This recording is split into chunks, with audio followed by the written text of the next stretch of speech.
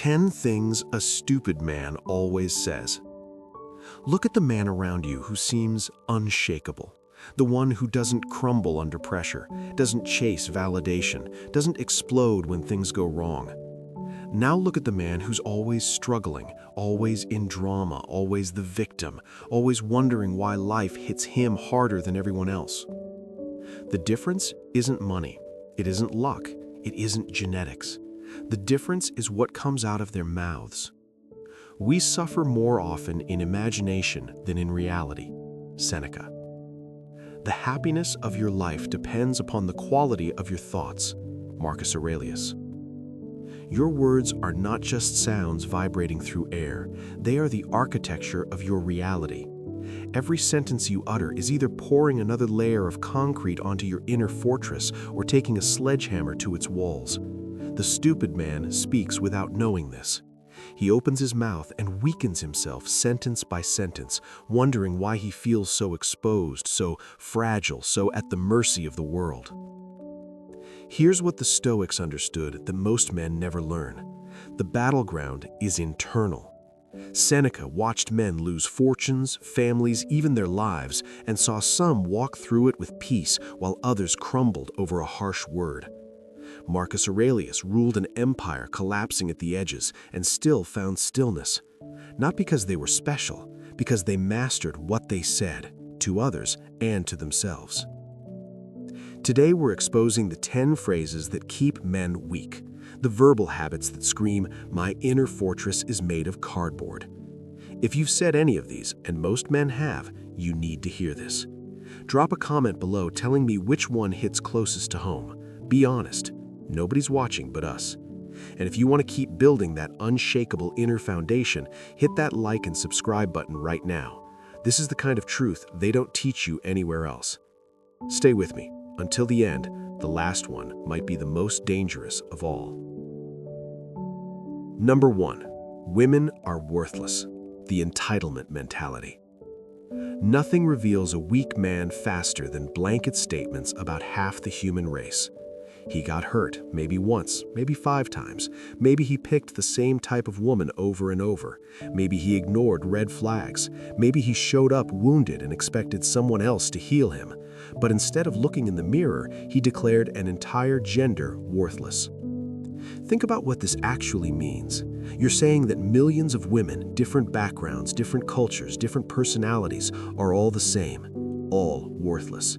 You figured out half the human race in your 20s, and they all failed your test. Marcus Aurelius would call this what it is, ignorance dressed up as wisdom. He wrote, "When you wake up in the morning, tell yourself, the people I deal with today will be meddling, ungrateful, arrogant, dishonest, jealous, and surly. They are like this because they can't tell good from evil." Notice he didn't say they're worthless, he said they're confused, just like you. The man who blames women collectively is telling on himself. He's admitting he learned nothing. He's announcing that his emotional state depends entirely on how women treat him. He's screaming, "I have no inner fortress," without using those words. Entitlement is believing you deserve something and getting angry when you don't get it. The entitled man thinks women owe him attention, respect, loyalty. When they don't deliver, he doesn't examine his expectations, he blames them. Seneca understood this. It is not the man who has too little, but the man who craves more that is poor.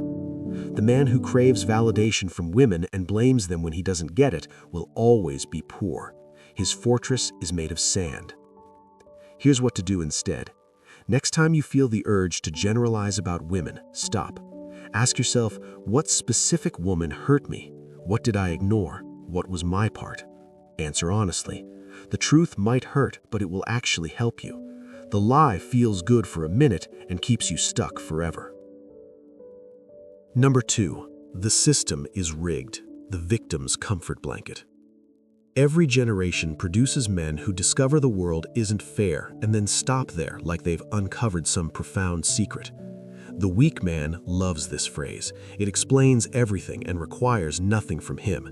His money's tight? The system's rigged. Didn't get the job? The system's rigged. Can't find a good woman? The system's rigged. It's perfect because you can't prove it wrong. You can't measure rigged, you can just feel it. Epictetus was born a slave, not metaphorically, actually owned. His body belonged to someone else. He could be beaten for no reason. He could be sold away from everyone he knew. If anyone had the right to declare the system rigged, it was him. Here's what he said instead. Some things are in our control and others not. The chief task in life is simply this, to identify and separate matters so that I can say clearly to myself which are externals not under my control and which have to do with the choices I actually control. He didn't waste time complaining about the system. He focused on what he could control, his mind, his choices, his character, and became one of history's most influential philosophers while still being property. The system might be rigged. It probably is in 1,000 small ways. Rich kids have advantages, connections matter, luck plays a role. So what? What does complaining about it accomplish? Does it put money in your pocket? Does it make you stronger? Does it build anything? Marcus Aurelius ruled an empire built on slavery and conquest. He didn't pretend it was fair. He just focused on being a good emperor within the system he inherited. He wrote, "You have power over your mind, not outside events. Realize this and you will find strength." The victim mindset is warm and comfortable. It absolves you of responsibility, but it's a prison. Every time you blame the system, you're handing it more power. You're saying, this external thing controls my internal state. You're giving away your fortress keys and wondering why you feel exposed, fragile, so at the mercy of the world. Here's what to do instead. For every complaint about the system, force yourself to name one thing you can control that might improve your situation. One thing. It might be small, that's fine. Put your energy there. Watch what happens when you stop feeding the victim and start feeding the builder. 3. I don't need anyone. The lone wolf delusion. The weak man mistakes isolation for strength. He's been hurt, disappointed, let down, so he wraps himself in armor and declares himself self-sufficient. Needs no one, walks alone, lone wolf. It sounds strong in his head, but it's really just fear dressed up in rugged clothing. Seneca had more reason than most to distrust people. He was exiled by an emperor, spent years away from his family, his friends, his life. Eventually, he was forced to kill himself by a former student. If anyone could justify the lone wolf act, it was him. Here's what he actually wrote. No one can live happily who has regard to himself alone and transforms everything into a question of his own utility. You must live for your neighbor if you would live for yourself. The lone wolf dies alone. That's not strength, that's just how wolves die. Marcus Aurelius constantly called humans social animals, not solitary animals who sometimes gather. Social animals, meaning connection isn't optional, it's built into us. The man who denies this isn't strong, he's fighting his own nature. Think about what you're really saying with, "I don't need anyone." You're saying, "I'm so afraid of being hurt again that I'll guarantee my own isolation just to avoid the risk." You're trading possibility for certainty, the certainty of loneliness. The inner fortress isn't about cutting yourself off. It's about being so solid within yourself that you can engage with others without losing yourself. It's about having boundaries so strong that you can open them when appropriate, knowing you can close them again. Real strength is vulnerability with discretion. It's knowing you'll survive disappointment. It's trusting yourself to handle rejection if it comes. It's being open because you're confident in your ability to close the gate if necessary. Here's what to do instead. Reach out to one person this week, not for anything specific, just to check in, see how they're doing. Practice connection without agenda. Notice what fears come up. Those fears are the walls of your prison, and you hold the keys. 4. That's just how I am, the growth killer. This might be the most dangerous phrase a man can say. The weak man uses it as a shield. It excuses everything. He's impatient, that's just how he is. Disorganized, that's his personality. Quick to anger, born that way, can't be helped. He's declared himself complete, finished, incapable of change. Epictetus would grab you by the shoulders and shake you. The whole point of being human is that you're not fixed, you're clay, you're work in progress, you're the sculptor and the stone. Think about what you're really saying with this phrase. You're telling yourself, I'm not responsible for this trait, it's outside my control, it's just my nature. But your nature is exactly what you're here to shape. A dog acts like a dog. A bird acts like a bird. A human being is the one creature that can examine itself and choose to become something better. Marcus Aurelius constantly reminded himself to improve, not to be perfect tomorrow, but to be better today than yesterday. He didn't say, I'm the emperor, that's just how I am. He said, I'm a human being with the capacity for reason and virtue. Let me actually use those capacities. Drop a comment below. What's one thing you've been excusing with, that's just how I am? Just one. Name it publicly. That's the first step to changing it. And if you're finding value in this, hit that like button and subscribe. We're building something real here. The inner fortress is never finished. It's always under construction, always being strengthened, always adapting. The moment you declare it complete is the moment it starts to crumble. Every version of you that existed before today is gone. The cells in your body have replaced themselves. The experiences you've had have changed your brain. You're literally not the same person you were 5 years ago. So why do you cling to the idea that you can't change? The truth is harder. You don't want to change enough to do the work. That's honest. Say that instead. I don't want to change this bad enough yet. At least that's true. And truth, even when it's uncomfortable, is the foundation of any real fortress. Here's what to do instead. Pick one thing you've been excusing with, that's just how I am. Not 10 things, just one. Work on that for 30 days, just that one. Prove to yourself that you can change, not because someone told you to, because you want to be stronger. 5. I'll be happy when. The happiness trap. This lie steals more years than any other. I'll be happy when I get the promotion, when I find the right woman, when the weight is lost, when the house is paid off, when the kids are grown, when I retire. The list never ends because the happiness never comes. The weak man puts joy on the other side of conditions. He's saying, I refuse to be content until the world arranges itself exactly as I demand. Meanwhile, the world doesn't care about your demands. It's too busy being itself. Marcus Aurelius saw through this 2,000 years ago. He wrote, very little is needed to make a happy life. It is all within yourself, in your way of thinking.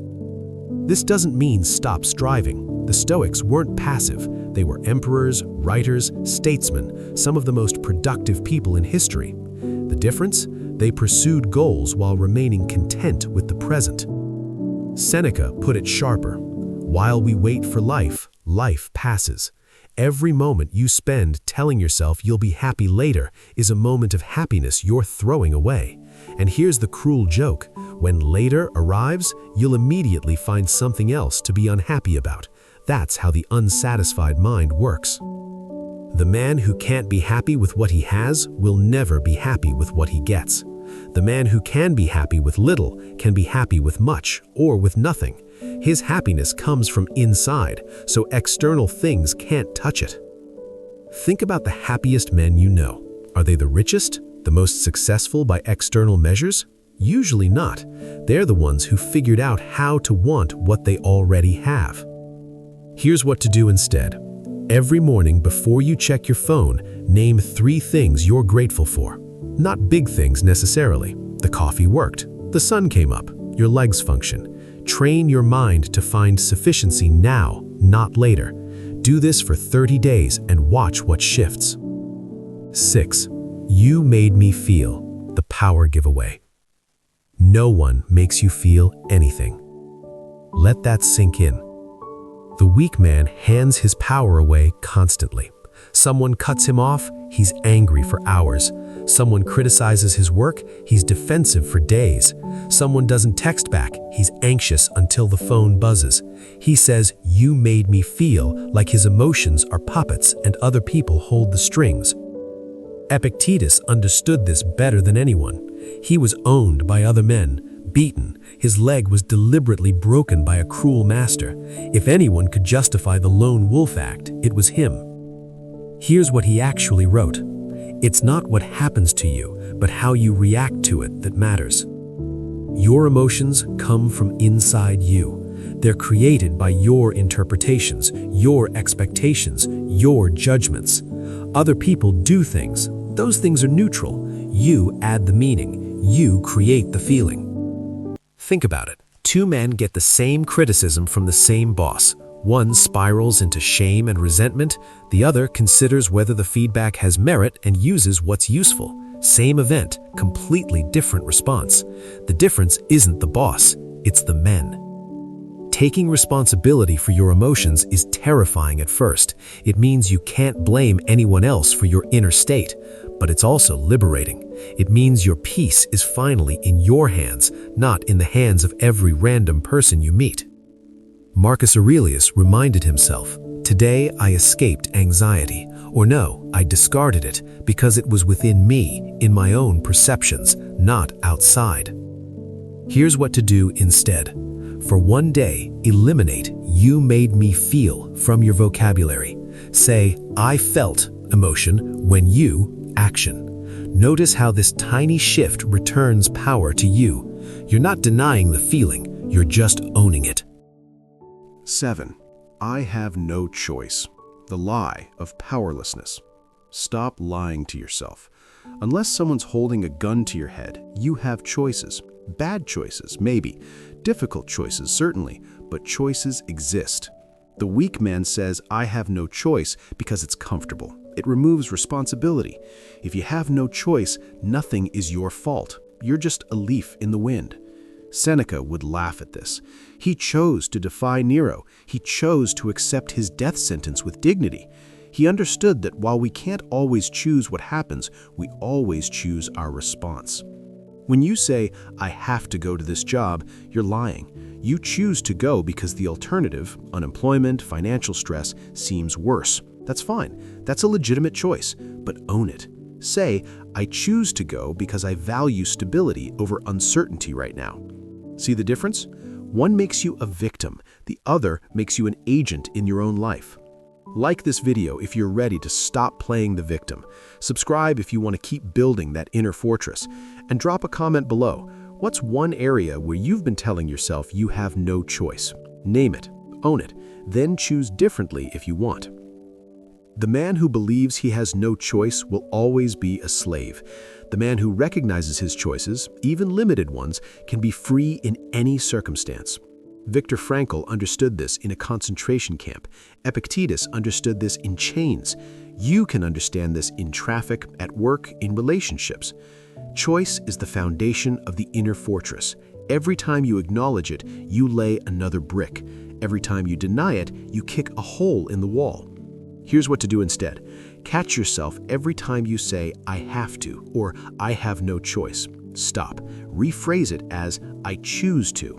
Notice how different it feels.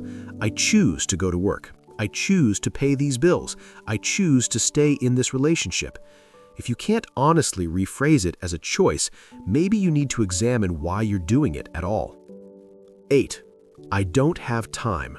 The priority confession. You have exactly the same hours as everyone else. The question is what you prioritize.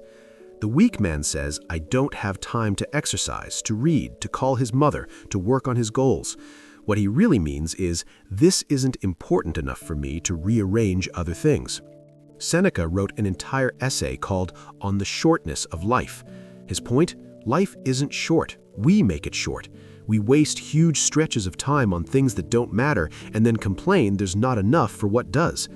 When you say you don't have time, you're lying to yourself and everyone else. You have time. You choose to spend it elsewhere. That's fine. That's a legitimate choice, but own it. Say, "I choose to watch TV instead of exercise tonight." At least that's honest. The difference between the man building an inner fortress and the man living in emotional ruins is often just how he spends his margins, the small hours, the early mornings, the late nights, the moments between obligations. No one has extra time. Everyone makes choices. Marcus Aurelius didn't have time either. He had an empire to run, wars to fight, plagues to manage, and he still found time to write his meditations at night, in camp, in the margins of his days. He made time because it mattered. Here's what to do instead.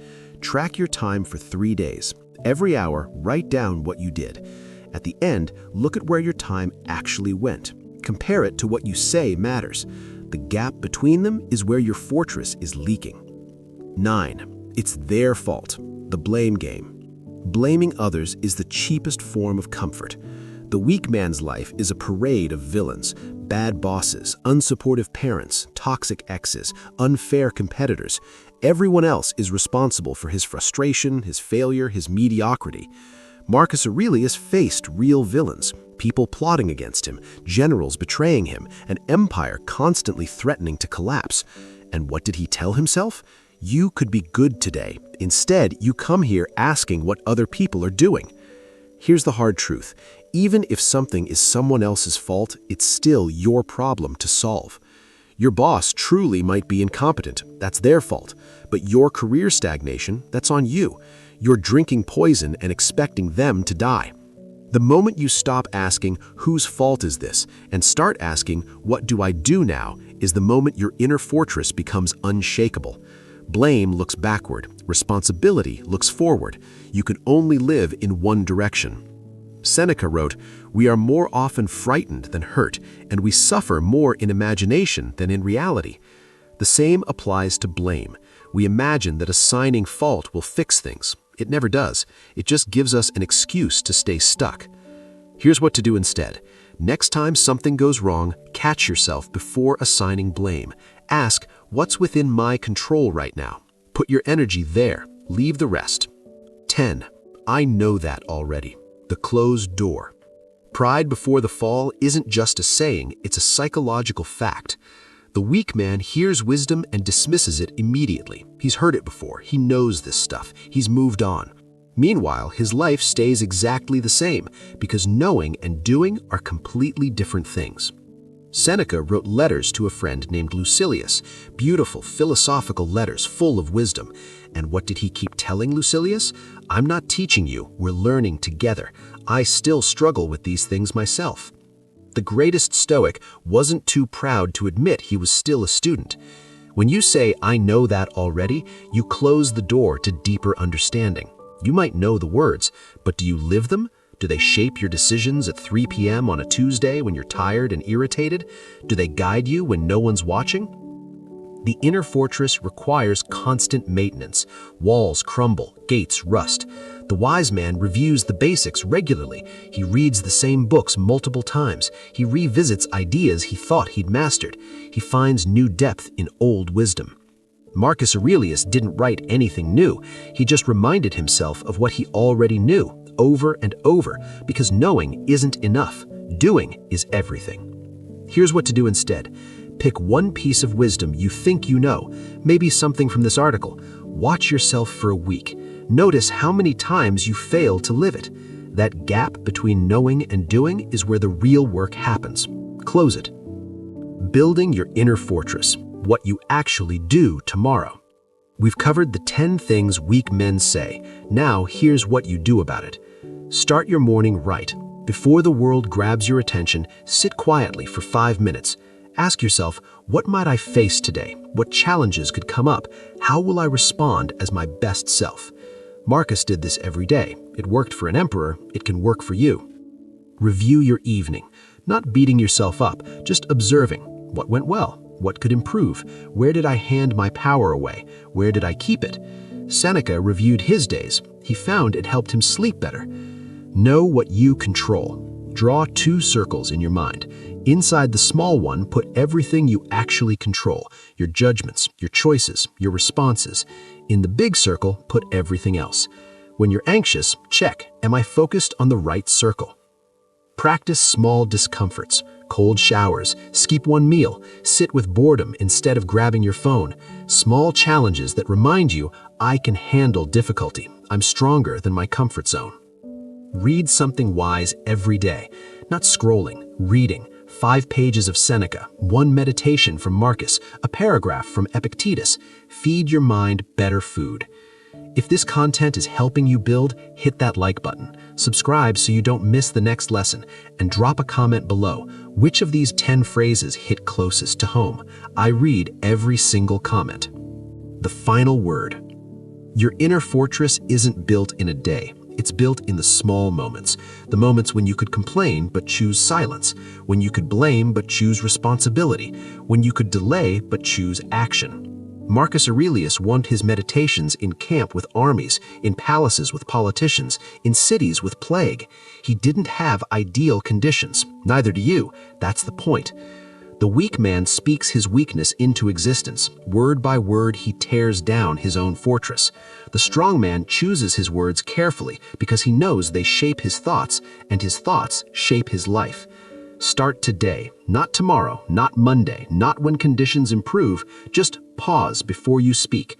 Ask, is this building or destroying? Is this true? Is this necessary? Is this the words of a man with an inner fortress or a man living in emotional ruins? The answer is always within your control. Stay strong, stay conscious, build well.